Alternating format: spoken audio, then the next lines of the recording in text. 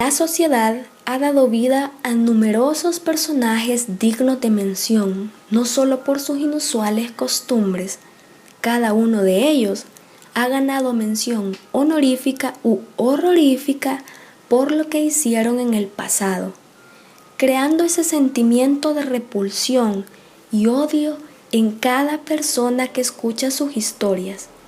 Esta vez serás tú el que juzgará la forma en la que merece ser recordado nuestro personaje del día. Jeffrey Dahmer, mejor conocido como el asesino de Milwaukee, fue un asesino serial acusado de la muerte de 17 hombres a finales de los años 70 y a principios de la década de los 90.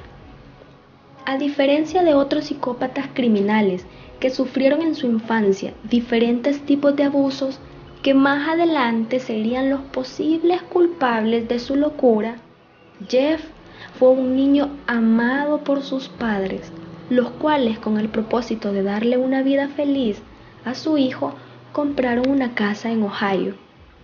Fue en este lugar cuando la desequilibrada mentalidad que Jeff poseía comenzó a destaparse, apenas a los 10 años de edad, cuando empezó a cazar todo tipo de animales en un bosque cercano, para abrirlos vivos y ver cómo padecían hasta morir. Pero aun cuando este hecho fuera muy raro, aun cuando los problemas de alcohol con los que Jeff acarreaba no era motivo suficiente para sospechar del que más adelante sería la peor pesadilla para muchos. Fue el 25 de septiembre de 1978 cuando lo verdaderamente preocupante comenzó. Al mudarse a un departamento de Milwaukee, el día siguiente le ofreció $50 a un joven de 13 años de edad para posar para unas fotografías. Inocentemente, el chico aceptó, pero lo que éste no sabía era que acababa de cometer el peor error de su vida. Cuando Jeff se vio solo con él, lo drogó y abusó de él. Los padres del joven pusieron una denuncia en contra de Jeff y fue encontrado culpable, por lo que estuvo 10 meses en prisión. En julio del mismo año encontró a Steven Hicks pidiendo un aventón en la carretera. Este amablemente lo subió al carro y lo llevó a su casa. Hicks comenzó a desconfiar del comportamiento de Jeff cuando éste quiso irse. Jeff enloqueció y lo golpeó en la cabeza con una pesa.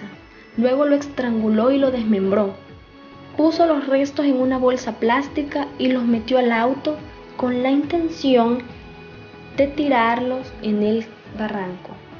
Pero a mitad del camino la policía lo detuvo. Al ver las bolsas le preguntaron, pero Jeff astutamente les contestó que solo era basura, y los policías le creyeron y lo dejaron ir. Aturdido por lo sucedido y sin creer la suerte tan grande con la que cargaba, regresó a su casa con el cadáver y lo llevó al sótano, a excepción de la cabeza, la cual lavó muy bien y la apoyó en el suelo para masturbarse. Luego de eso, la llevó con el resto del cuerpo y guardó los restos en una de las tuberías de la casa. Tiempo después, desenterró los huesos, los pulverizó y los esparció en la maleza. El sentimiento de culpa que invadió su mente tras su primer asesinato le cambió la vida a tal grado que intentó reprimir a toda costa los deseos sexuales homicidas que poseía. Después dejó el alcohol y empezó a concurrir la iglesia. Pero esta faceta de su vida solo duraría 10 años, hasta que decidiera que podía satisfacer uno que otro deseo sin causar mayores daños. Esto hizo que regresara al alcoholismo y a su descarriada y peligrosa vida. Jeff comenzó a concurrir bares gay y fue ahí donde conoció a Stephen Toomey. Después de haber bebido toda la noche, se fueron a la habitación de su hotel. A la mañana siguiente, sin recordar cómo ni cuándo, descubrió que Toomey estaba muerto. Jeff debía deshacerse del cadáver, por lo que lo metió a una maleta que llevó al sótano de la casa de su abuela. Después de tener sexo con el cadáver, lo desmembró y tiró los restos a la basura, menos la cabeza, la cual hirvió y blanqueó para coleccionarla. Jeff siguió frecuentando bares gay en busca de su próxima conquista.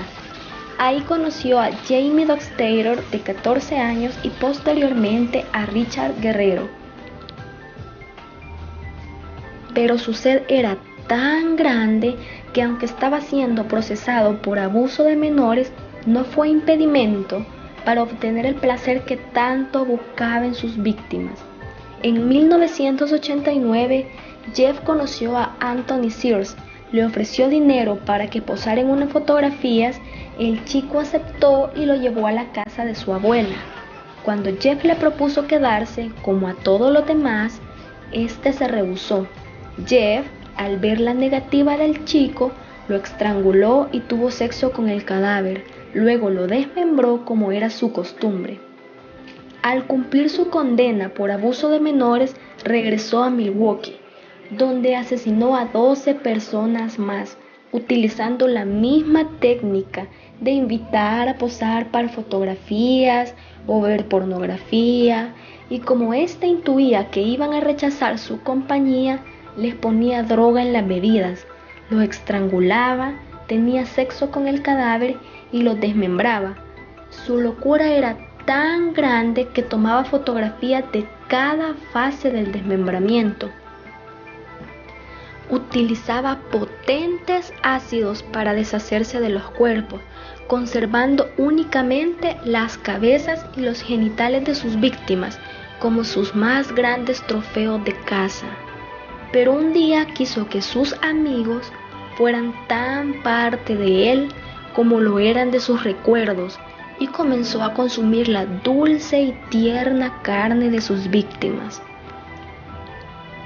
Jeff un día decidió que quería tener el control absoluto sobre sus víctimas, como una especie de zombie, o aún mejor, como un amante silencioso, lo cual terminó siendo un total fracaso cuando conoció a Conerak, un joven de 19 años. Lo llevó a su apartamento, donde le agujereó la cabeza para inyectarle ácido. El chico logró escapar cuando Jeff salió de casa. Como Conerak estaba tan aturdido por el macabro experimento que Jeff había practicado hace unas horas con él, no pudo hablar, y fue entonces cuando Jeff se aprovechó de la situación. Le aseguró a la policía que solo se trataba de su amante alcoholizado y enojado. La policía ingenuamente creyó la historia y se marchó sin hacer mayores preguntas. En 1991, Tracy Edwards, quien acabaría con la repulsiva mente de Jeff, logró escapar de la casa, aún estando esposado. La policía se percató de lo sucedido y fueron a investigar al departamento de Jeff. Al revisar la habitación, se llevaron la peor sorpresa de sus vidas, cuando encontraron fotografías de cadáveres, las paredes ensangrentadas que despedían ese putrefacto olor a muerte, cuerpos mutilados, 7 cráneos, 3 cabezas en el congelador y demás restos humanos.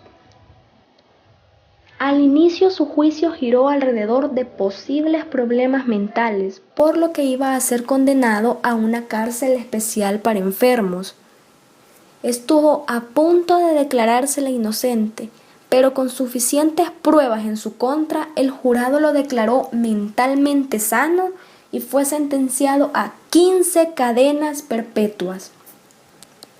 Finalmente, los que llevaban su caso pudieron conseguir que le catalogaran como un enfermo mental y que debía ser internado en un hospital especial.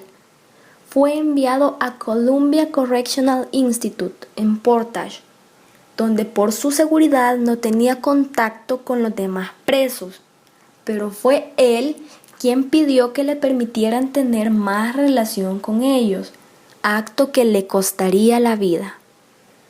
Aunque a Jeff se le acusaba de tener motivos raciales en sus homicidios, él lo negaba, y fue esta suposición lo que causó su muerte.